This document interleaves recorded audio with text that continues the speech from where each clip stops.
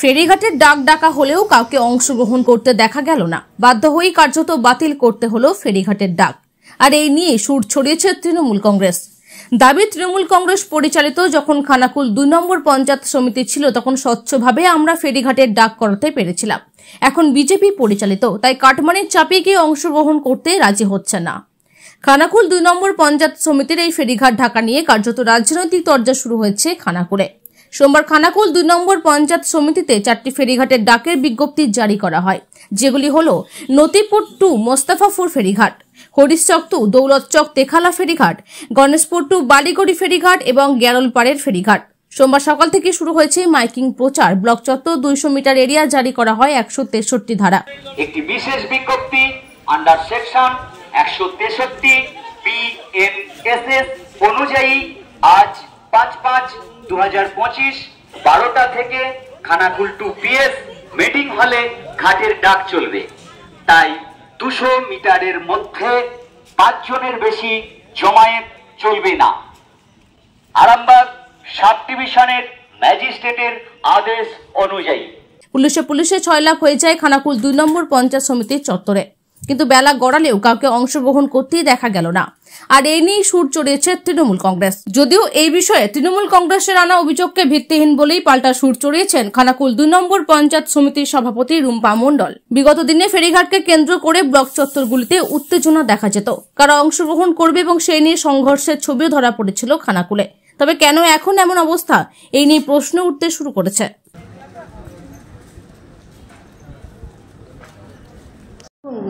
যে খেয়াঘাটগুলো ডাক হয়েছিল সবগুলোই মানুষ চলাচলের একটু কম মানুষ যাতায়াত করে, সেই জন্যই আজকে খেয়াঘাটগুলোর কেউই টেন্ডার অংশগ্রহণ করেনি, যার জন্য খেয়াঘাটগুলো আজকে ক্যান্সেল করা হলো ডাকটা।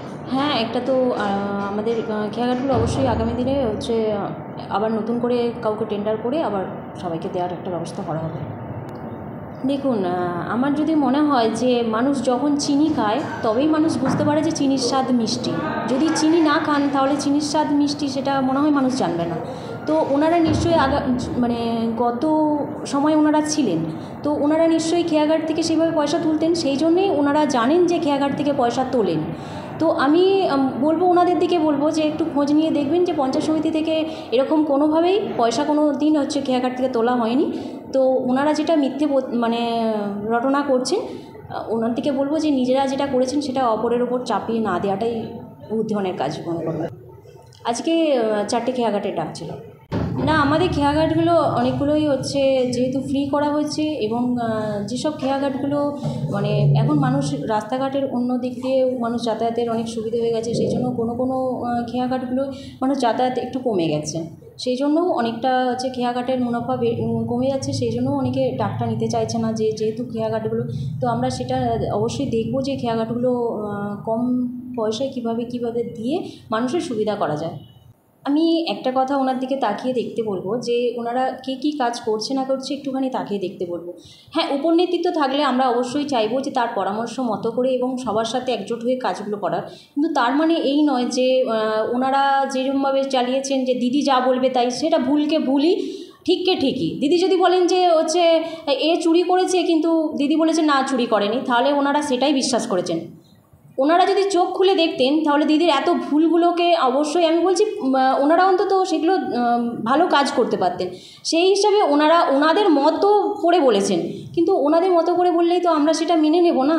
আমরা কি কাজ করছি না করছি ওনাদের থেকে আমি বলবো যে একটুখানি তাকিয়ে দেখতে যে হ্যাঁ অবশ্যই পঞ্চায়েত সমিতিতে এত কাজ হচ্ছে, এত জায়গায় সব কিছু মানুষের সমাধান হচ্ছে, মানুষের এত উন্নতি হচ্ছে এবং মানুষের কাজের জন্য পাশে থাকা হচ্ছে, সব কিছু কাজ হচ্ছে। অবশ্যই আমি একটুখানি খেয়াল করে দেখতে বলবেন যে অবশ্যই আমরা পঞ্চায়েতগুলোতে কতগুলো কি কাজ হচ্ছে এবং কোন দপ্তরে গিয়ে কাজগুলো কিভাবে করানো হয়, প্রতিটা ক্ষেত্রে অবশ্যই আমি চেষ্টা করি যে মানুষের পাশে থাকার জন্য।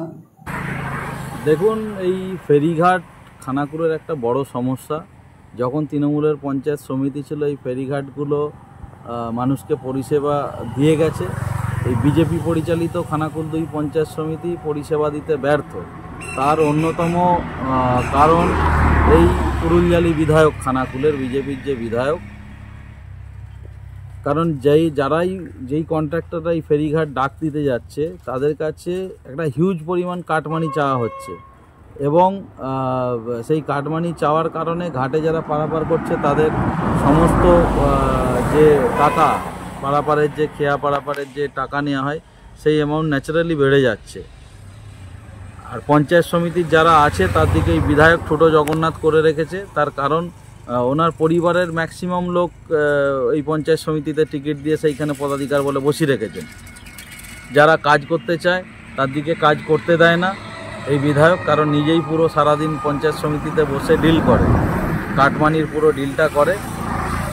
তো তাতে যা হওয়ার হচ্ছে, ফেরিঘাটে কেউ পার্টিসিপেট করছে না, কারণ হিউজ পরিমাণেই টাকা চাইছে এই পুরুলজালি বিধায়ক এবং তার পরিবারের লোকজন ওখানে বসে।